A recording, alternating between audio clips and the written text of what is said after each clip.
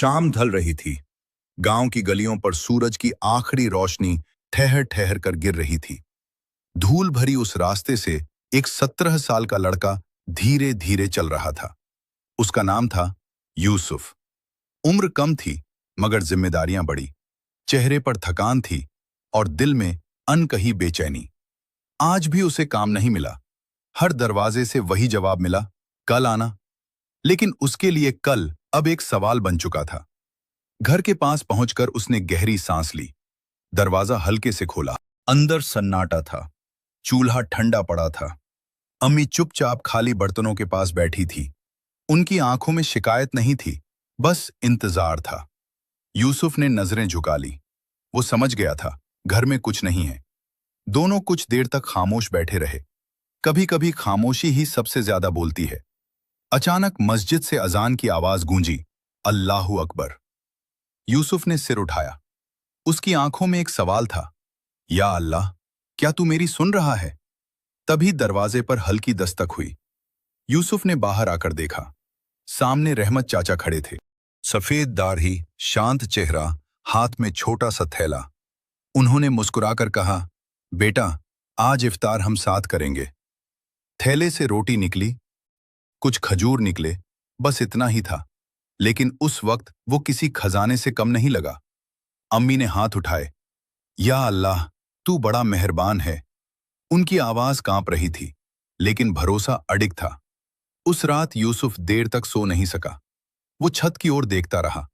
उसने धीरे से कहा, अम्मी, मैं आपको कभी यूं खाली हाथ नहीं रहने दूंगा। अम्मी ने उसके सिर पर हाथ रखा। बेटा, मेहनत और सब्र, यही असली दौलत है। अगले दिन मस्जिद के बाहर रहमत चाचा ने उसे पास बैठाया। उन्होंने कहा, यूसुफ, जब मैं तुम्हारी उम्र का था, मेरे पास भी कुछ नहीं था। यूसुफ ने हैरानी से देखा। लेकिन मैंने हार नहीं मानी, क्योंकि जो अल्लाह पर यकीन रखता है, वो कभी खाली नहीं रहता। ये बातें यूसुफ के दिल में उतरती चली गईं। उस दिन से उसकी चाल बदल गई। वो फिर बाजार गया। इस बार उसके कदमों में हिचक नहीं थी। उसने खुद आगे बढ़कर कहा, मुझे काम चाहिए। लोगों ने देखा, कुछ ने अनदेखा किया, लेकिन एक दुकानदार रुक गया। उसने पूछा, मेहनत कर पाओगे? यूसुफ ने बिना जवाब दिए बोरी उठा ली। वजन ज्यादा था, कदम डगमगाए, लेकिन उसने खुद को संभाल लिया।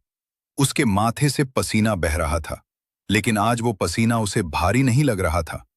उस दिन पहली बार उसे मेहनताना मिला। छोटा सा था, मगर उसके लिए वो जीत थी। शाम को जब वो घर लौटा तो उसके कदम हल्के थे। अम्मी ने उसकी आंखों में चमक देखी। उसने चुपचाप पैसे उनके हाथ पर रख दिए। अम्मी की आंखें भर आईं। रहमत चाचा भी वहीं बैठे थे। उन्होंने मुस्कुराकर कहा, देखा, सब्र का फल मीठा होता है। उस शाम इफ्तार की थाली थोड़ी भरी थी। रोटी भी थी, खजूर भी, और एक नई उम्मीद भी। रात गहरी हुई। यूसुफ ने आसमान की ओर देखा। तारे चमक रहे थे। उसने हाथ उठाए, या अल्लाह, आज तूने मेरी इज्जत रख ली। मुझे इतना मजबूत बना दे कि मैं भी किसी के लिए रहमत बन सकूं।